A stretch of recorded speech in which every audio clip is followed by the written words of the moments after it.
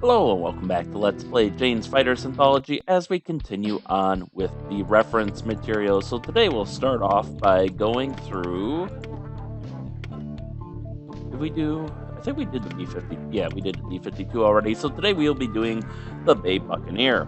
Buccaneer, title, Hawker-Siddeley Buccaneer, type 2-seat strike and reconnaissance aircraft. The Hawker-Siddeley, originally Blackburn Buccaneer strike aircraft, was designed for sustained flight at near sonic speed at sea level. A development batch of 20 was offered in July of 1955, and the first of these, XK-486, flew for the first time on 30th of April 1958.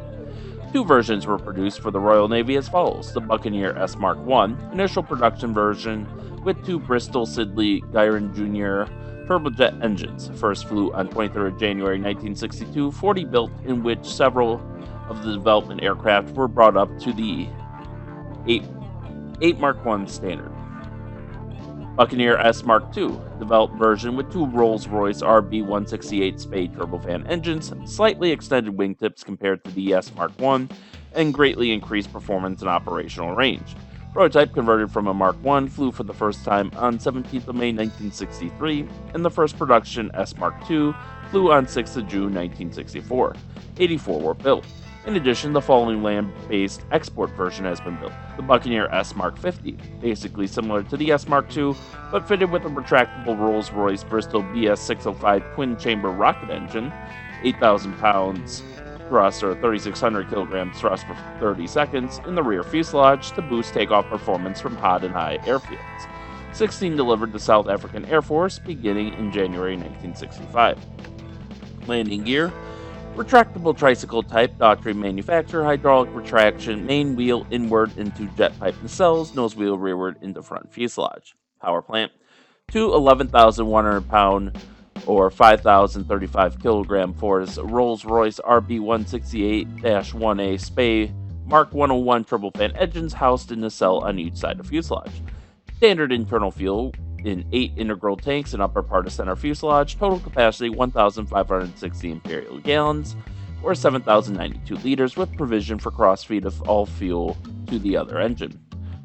Systems: liquid oxygen breathing system, norm air pressurization and air conditioning system, main hydraulic system pressure 4 pounds per square inch or 280 kilograms per centimeter squared.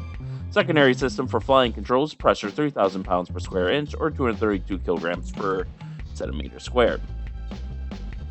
Electronic armament and operational equipment. Standard equipment includes single sideband HF and UHF VHF communications equipment and centralized audio selection and telebriefing air data system, Doppler radar navigation system, master reference gyro search and fire control radar incorporating terrain warning and strike sighting and computing system.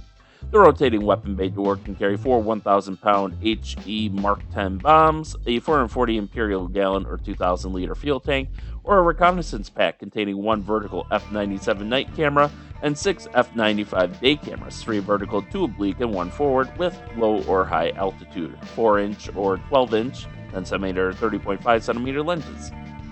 Other possible reconnaissance equipment includes line scan electronic flash gear and different camera arrangements. Each of the 4 wing pylon stations can be adapted to carry a wide variety of external stores.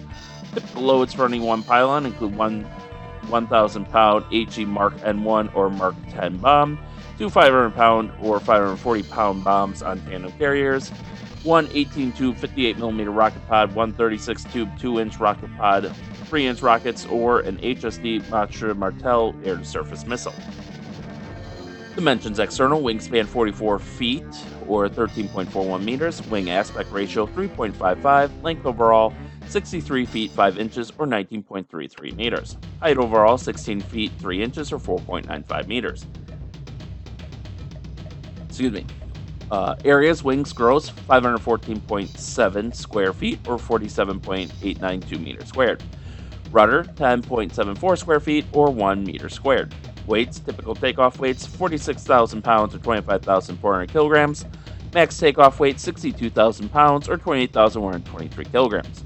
Typical strike range 2,000 nautical miles or 2,300 miles or 3,700 kilometers. Here we have a couple pictures in the photo album. This one has a caption: Buccaneer armed with 1 anti-radiation Martel and 2 TV-guided mantles. Note Martel data link control pod on starboard inner wing pylon, or inner wing section.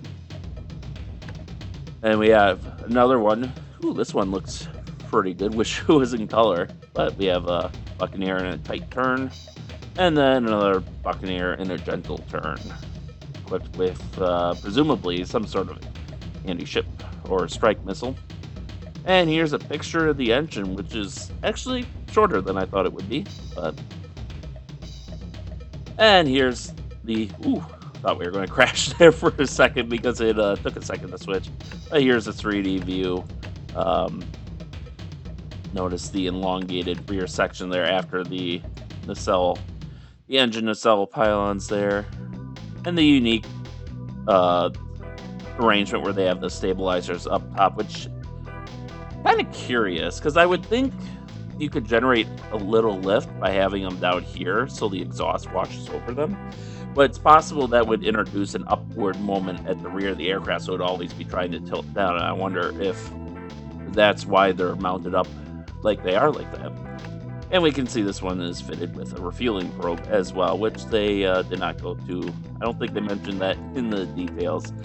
And this was basically the main strike aircraft of British aircraft carriers until they stopped having real aircraft carriers and went all in on VSTOL, which is obviously sad to see, but budget cuts and all that. So, actually served a long time. I think that the Buccaneer served into the 80s, I want to say, if I remember from the videos I did using the Wikipedia articles for reference. But that being all said and done, I think that'll conclude this overview of the Buccaneer from the Jane's reference section in the game. So with that, thank you all for watching and stay tuned for next time, and stay safe out there, and we'll see you then.